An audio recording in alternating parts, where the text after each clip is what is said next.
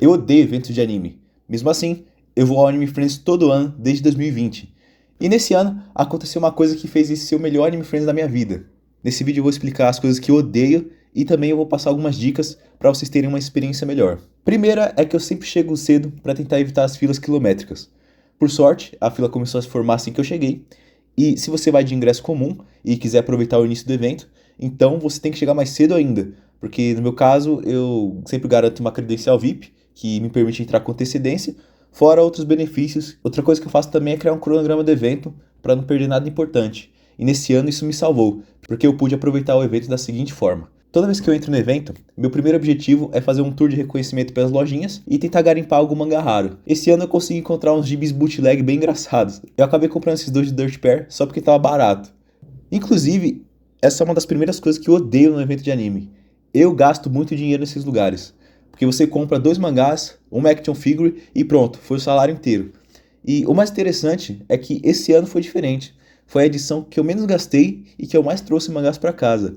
E eu já vou mostrar para vocês o milagre que fez isso acontecer. Logo em seguida, o evento começou a escalonar bastante.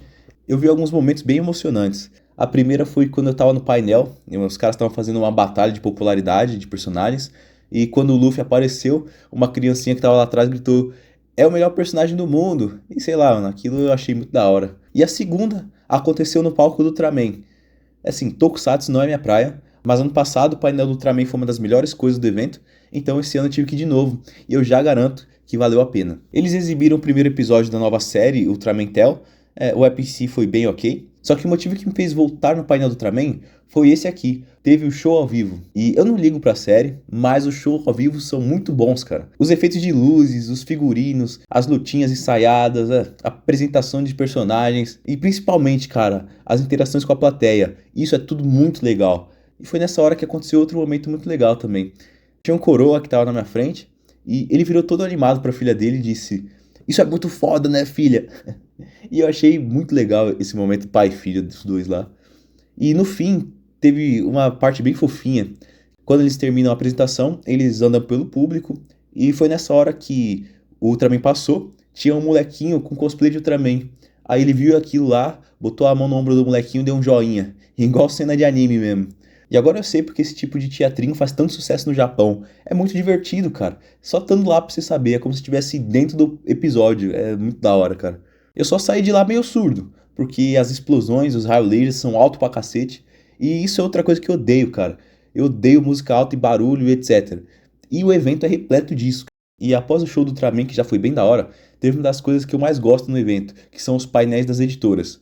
E esse ano teve uma experiência única nos painéis das editoras. O primeiro painel que eu fui foi o da editora New Pop, e eu peço desculpas pra vocês, pois eu não lembro de quase nada do que eles falaram, porque nada me interessou, exceto o anúncio da reimpressão de Azumanga Daioh. Eu fiquei realmente feliz. Azumanga Daioh foi o melhor anime que eu assisti esse ano, e eu queria a coleção desse mangá, mas estava tudo esgotado. Aliás, eu pretendo fazer um vídeo sobre Azumanga Daioh em breve, então se você gosta de animes clássicos e não quiser perder esse vídeo, já se inscreve aí no canal. E depois do painel da New Pop, foi o real destaque, que foi o painel da editora MPEG. Nele aconteceram duas coisas incríveis. O primeiro foi que o painel estava anunciando os shows da editora, e rolou um jogo de perguntas e respostas. Eu consegui responder uma das perguntas e acabei ganhando 3 mangás da editora. Pô, fiquei feliz pra caramba. Foram 3 romances: Viciado em Você, Sufocado de Amor e Nodame Cantabile. Esse sim eu acho muito interessante, eu sempre estive de olho. E agora que eu ganhei, eu vou começar a leitura. Olha, não tinha nenhum mangá da MPEG e voltei com 3 pra casa. E sobre os anúncios da MPEG, eles anunciaram o Diga Que Me Ama. Esse é um dos primeiros shows que eu já vi. Eu tenho uma nostalgia do cacete com isso.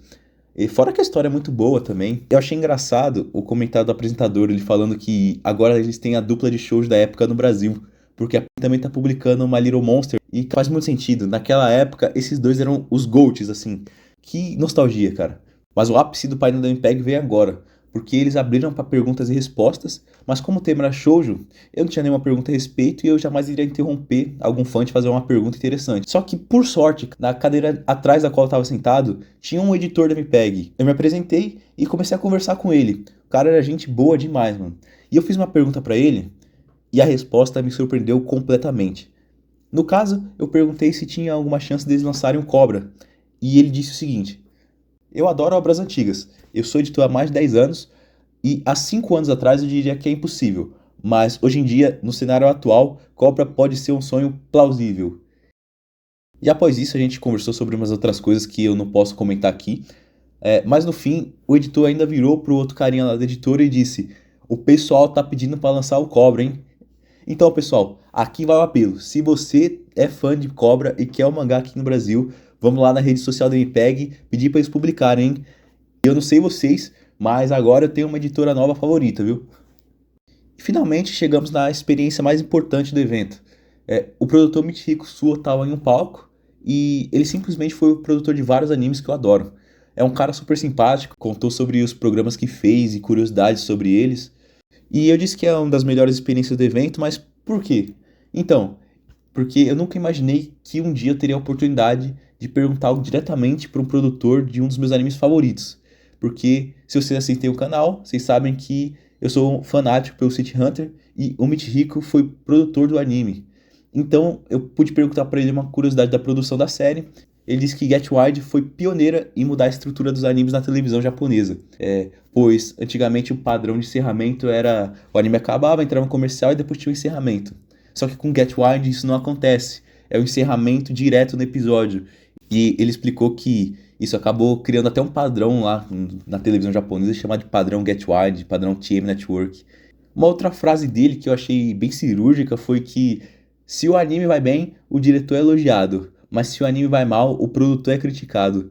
E nessa daí até ele pediu pra gente valorizar mais os produtores também.